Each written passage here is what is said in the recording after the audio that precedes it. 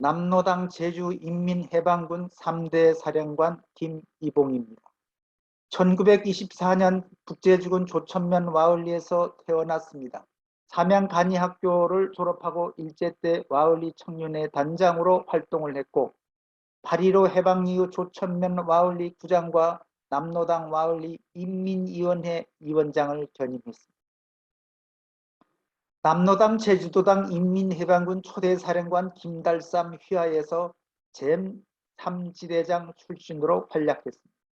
1지대는 조천면 관할은 이덕구, 2지대는 구자면은 김대진, 3지대 남원면은 김이봉, 제4지대는 대정면, 이름을 알 수 없는 오아무개라고 하였습니다. 1949년 6월 7일 2대 사령관 이덕구가 사살된 뒤 김이봉은 남로당 제주도당 군사총책 3대 사령관으로 한라산 잔비들을 통솔하였고 1949년 9월 8일 김이봉이 지휘하는 남로당 잔비들이 조천국민학교를 습격하여 등사판을 비롯한 삐라를 만드는 데 필요한 자재들을 약탈해간 사건이 발생하였습니다. 이는 불어온 삐라를 만들어 주민들을 선동하기 위한 것이었습니다. 군경토벌대는 즉각 출동 산속으로 달아나는 잔비들을 쫓아 추격하기 시작하였습니다. 북제주군 조천면 남제주군 경내에 위치한 산란이라는 곳이 있는데 이곳은 남쪽에는 괴팽이 오름이 있고 그 뒤쪽이 능선으로 둘러싸여 있어 천년적인 요새를 이룬 곳이었습니다. 이곳이 일정부 가량이 평지에는 잔디가 무성하여 잔비들이 연병장으로 이용하기에 딱 좋은 자리입니다. 잔비두봉 김이봉은 이곳을 아지트로 삼아 잔비들을 지휘하여 마을 주민들을 괴롭혔습니다. 조천국민하를 습격했던 잔비들은 그 토벌대를 그곳으로 유인하면서 지형지물을 이용한 역습을 노렸던 것입니다. 이러한 흉계를 간파한 토벌대는 즉각 공격을 감행했습니다. 1차 전투가 못미쳐 능선에서 벌어진 것입니다. 이 작전에서 6명이 잔비가 사살되는 큰 전과가 올려졌습니다. 토벌대가 2명이 전사하는 피해를 입기도 하였습니다. 그러나 게릴라전에서 10대 1을 장담하던 잔비 6명 사살은 그들에게 치명적인 타격이 아닐 수 없었습니다. 군경 토벌대는 1차 전투에서 개가를 올린 후 여러 가지 적정을 검토 분석한 끝에 잔비들이 질이 멸멸한 것이 아니라 악인한 나머지 보복작전을 해책하고 있다는 사실을 알게 되었습니다. 이튿날 잔비들이 배후를 찌르기 위한 우회작전이 전개되었습니다. 잔비들은 괴팽이 오른 부근과 산란이 잔디밭 입구에 보초를 세우는 등 여러 개의 경계와 함께 요소요의 매복조를 편성 토벌대가 접근하기만을 기다리고 있었습니다. 호위 공격을 펴려는 군경 토벌대의 시야의 모습이 동정을 알리기 위해 뛰어가는 잔비 모습이 보였습니다. 이에 대비하여 전투 대세를 가다듬으려는 바로 그 순간 여기저기서 집중 사격이 가해졌습니다. 잔비 매복주의 역습이었습니다.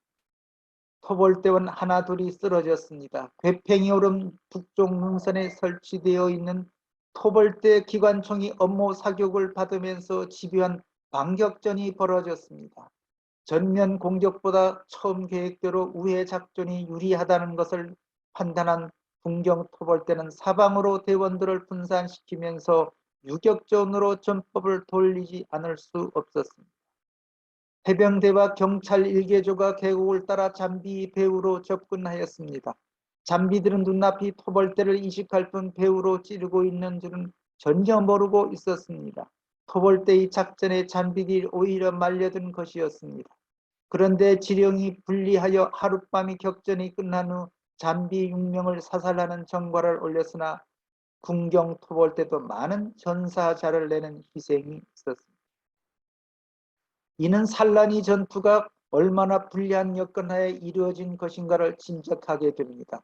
이 산란이 전투는 비록 비싼 대가를 치루었지만 재산 잔비들이 숨통을 쪼이는 큰 타격을 주었습니다. 이 산란이 전투를 통하여 김이봉이 전체가 드러났습니다.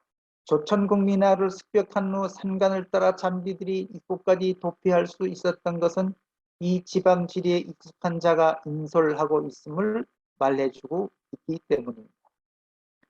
산란이 전투가 있은 후에도 잔비들은 중산간 지대에 출몰하여 민가를 습격하는 등 산발적인 약탈을 저지르고 있었습니다. 이 같은 잔비 출몰이 김이봉 일당이 소행임을 판단한 토벌대는 특공대를 편성 수색에 나가도록 하였습니다.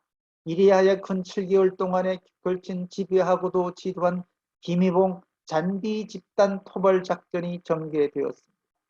김이봉은 6.25 한국전쟁 때 조천면 중산간 마을에 침투하여 인민들에게 하루속히 출동하여 조국 해방 전선에 단결하여 각종 투쟁으로 북한 인민군 진격에 호응합시다라는 하자는 군중 정치사업 진행도 했습니다. 1950년 7월 어느 날 한라산의 남로당 잔비 100여 명은 6.25 전쟁 발발 소식을 듣고 동굴 아지트에서 앞으로의 진로에 대한 토론을 하였습니다. 이때 고승옥, 백창원, 송원병 등 지도부에 있던 3명은 조선민주주의 인민공화국 인민군이 목포까지 왔으니 제주도에 상륙한 후 이후에 나가야 한다고 주장했으나 나머지 잔비 젊은이들은 사삼을 일으킨 영웅적 전투를 소극적으로 해서는 아니 된다. 매일 공격을 해야 한다고 주장했습니다. 결국 그날 밤에 허영삼, 김성규 등이 주동이 되어 고승옥 경비대 구연대 뿌락치 출신 등 3사람을 포박했고 이튿날에 인민재판에 붙여 사상적으로 빈약하다, 소극적이다, 투쟁력이 상실되었다. 당신들 때문에 투쟁 방향이 잘못되고 있다. 위대한 공산주의 건설을 위해서 당신들을 제거해야 되겠다고 하면서 칼로 살해하였습니다.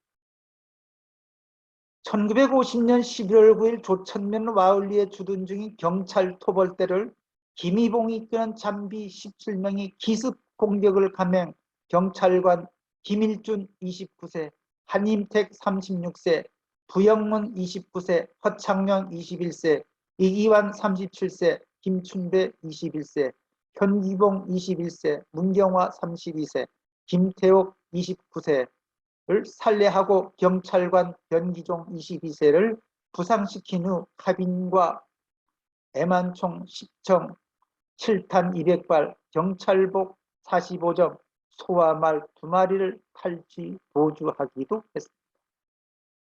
1951년 3월 18일 조천면 완리의 김이봉이 이끄는 무장잔비 11명과 비무장 잔비 1명 등 12명이 출연하여 와을리 거주 고두종 14제 여자아이 강석종 22세를 납치한 후 산속으로 도주하였습니다.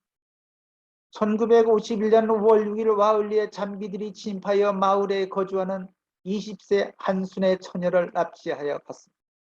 1951년 9월 14일 조천면 와을리 속칭 운노들의 무장잔비 20명과 비무장잔비 4명 등 24명이 습격해와 장병원 16세, 강태원 21세, 신창년 16세, 김해공 16세, 고문화 16세, 김민규 21세, 김태선 15세, 양상익 17세, 이성료 20세 등을 9명을 납치하여 산속으로 도주하였습니다.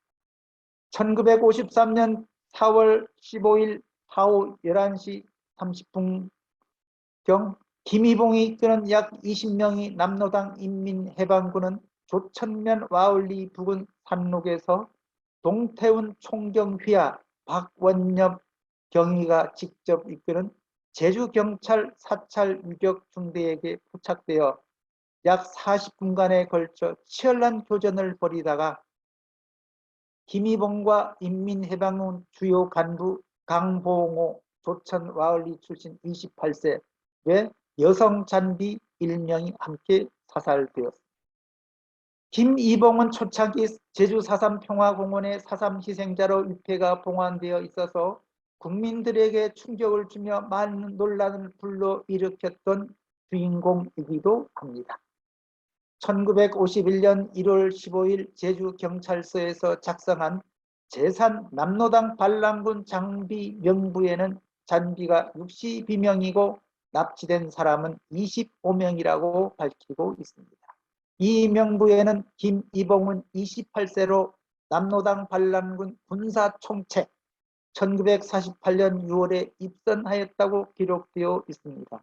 허영삼은 남로당 제주도당체, 김성균은 남로당 중년 선전책으로 되어 있습니다. 이상 말씀드렸습니다.